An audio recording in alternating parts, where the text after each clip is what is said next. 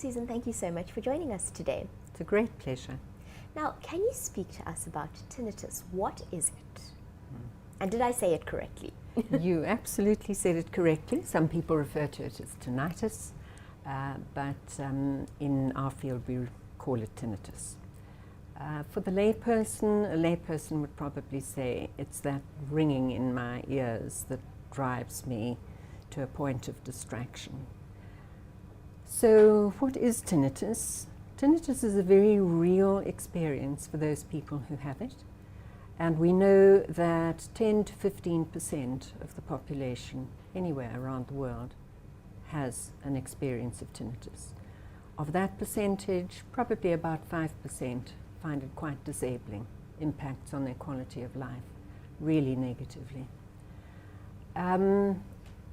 From an experiential point of view, the person who comes and says, you have an interest in tinnitus, what can you do for me? Because I have this experience that I've got a sound in my head. It seems to be around my ears, it's also in my head, but I know it's not coming from outside, and that's disturbing for me.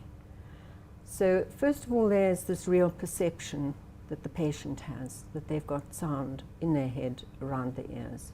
Sometimes they can tie it to an event that's happened, other times it just seems to arise out of nowhere. And so it's very disturbing for people who have it. From a more scientific view, we can identify mechanisms that explain how tinnitus arises and then how it's maintained in the central part of the auditory system. So our listening ability rests on a very sophisticated and highly networked pathway that starts at the periphery, where my ear is here in its 3 beautiful compartments, and then how the message that arises there, which is the translation into electricity of incoming sound, how that then gets transferred up into the central part of our auditory pathway. And very simply, that's the mechanism of tinnitus. There's another complicated dimension of it that is what leads to patients' distress.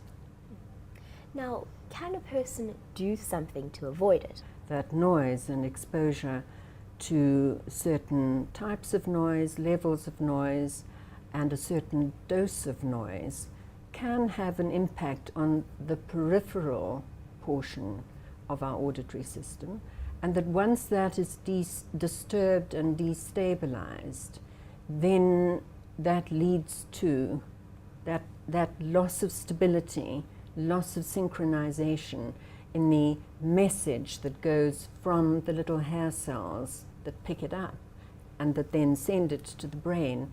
The destabilization of that message is a direct consequence of exposure to noise.